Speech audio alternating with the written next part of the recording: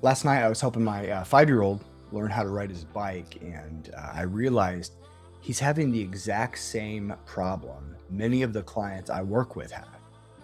I'm a franchise coach or consultant, and as a coach, consultant, I help individuals pursue their goals of business ownership through franchising with confidence and clarity. So I'm creating this 8-part series to share some of the mindsets and insights I've learned and I've utilized in my own coaching practice over the years that has really helped me be successful in this space. So if you're a coach, if you're a consultant, if you're a broker, or if you've ever even thought about being one, I hope that this is highly valuable to you. I hope it's short, and I hope it's tangible content. But here's one of the most helpful things I've learned in my practice. It's this thought. It's people don't fail because they just can't do something. They fail because of where they're looking. Okay? Every one of my kids, every single one of my kids, they went through the same exact thing that my son went through last night. Is they got on their bike, they're really excited about it, and then suddenly, well, they see the curb, or they see a crack in the sidewalk, or they see the pole. And what happens? Well, they steer right into it every single time. Now, it's not because that they're trying to crash. It's because that's where their eyes are.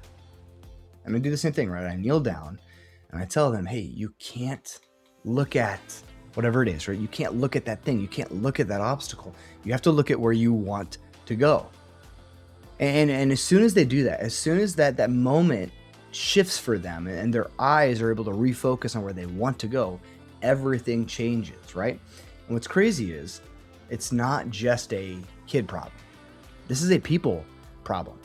I see this all the time working with people who say they want to build something of their own. They say they want freedom. They say they want more time with their family. They say they want control of their life. They say they want to build a business, but throughout the whole process, I try to look for where are their eyes. And a lot of times people are held back because their eyes are stuck. They're fixated on their risk. They're fixated on their fears. They're fixated on what if this doesn't work, or what about everything that could potentially go wrong?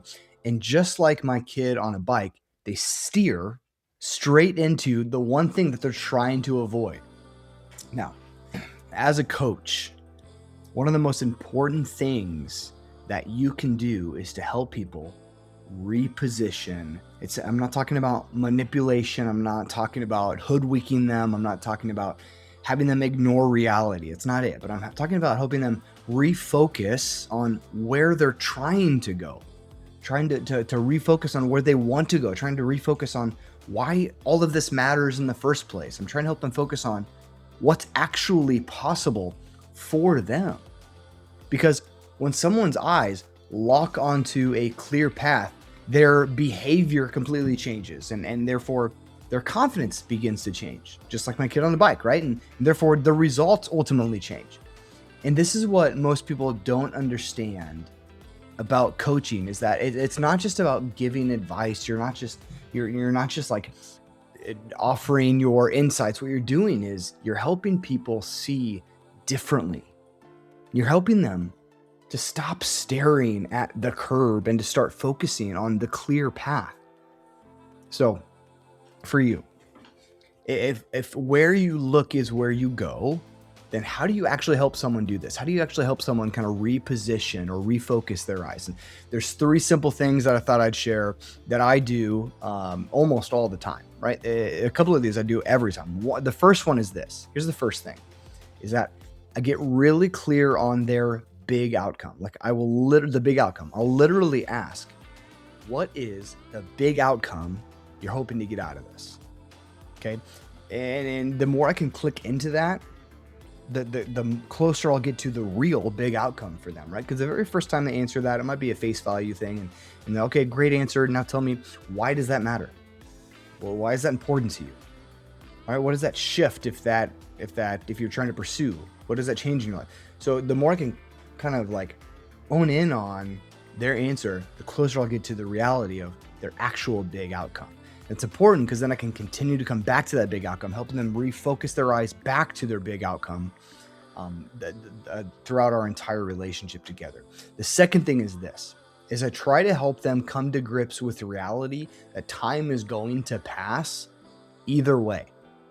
So therefore, they need to wrestle with who they want to be, who they are going to become by the time passes, right? So I may ask something like, and again, this is contextual. So every situation is going to be a little different, but let's say they're deciding to just wait on something. I'll ask them this kind of question. I'll say, okay, in what ways do you believe waiting will actually help you move toward your big outcome? So you can see I brought back the big outcome, help them refocus their eyes back on that rather than their fear that's leading them to wait. And I help them kind of realize like, hey, time's going to pass, And so I remember I had a mentor of mine when I was in my young 20s, and I was thinking about furthering my education, and I wasn't sold yet. And he said the reason he got a master's was, he said, I realized I was going to be 25 someday anyway, so I thought I'd rather just have a master's by the time I get there. And boom, I was sold right away. I was like, yeah, that makes sense. I'm also going to be 25 someday. I'd rather be someone with a master's at 25 than that. And I've used that mindset or that philosophy a lot in my life. And it's applied a lot in my coaching career as well. That, hey, you're going to be there someday. Who do you want to be when that time comes? What do you want to achieve when that time comes? What do you want to own when that time comes, right? And the third thing is this. The third thing I help them do is I try to bring them back to their vision, right? Their vision of their preferred future. So I'll ask something like this. I'll say, if this worked, which those 3 words are key. I'll say, if this worked, right? What would your life actually look like 12 months from now? Now they may answer that question and kind of instantly begin to backtrack. Well, they will go, well, in 12 months, if this worked, it'd be great. I'd be able to maybe step away. But if it didn't, then they start going off on the tangent that comes from their fear, right? And I'll have to stop them and go, no. You missed the first 3 words. If this worked, put yourself in that mindset. Put yourself there already. This worked. You are successful. Okay. Pretend in this hypothetical situation, this worked. Okay. Now, what does your life actually look like 12 months from now? And help them kind of begin to actually create a real future picture, future vision of what this could look like for them. So those are the 3 things that I do, because I think when someone can see those things clearly, and not just focus on their fears, their failures, their obstacles, then they can stop steering into the curb and they can start moving toward what they actually want. And that's ultimately my goal, my desire for them as their coach, is to pursue and become who and what they actually want for their preferred future. So, hey, I hope this was helpful. If you've ever thought about, being a franchise coach or being a franchise consultant, check out the link in the description below. But yeah, peace until next episode.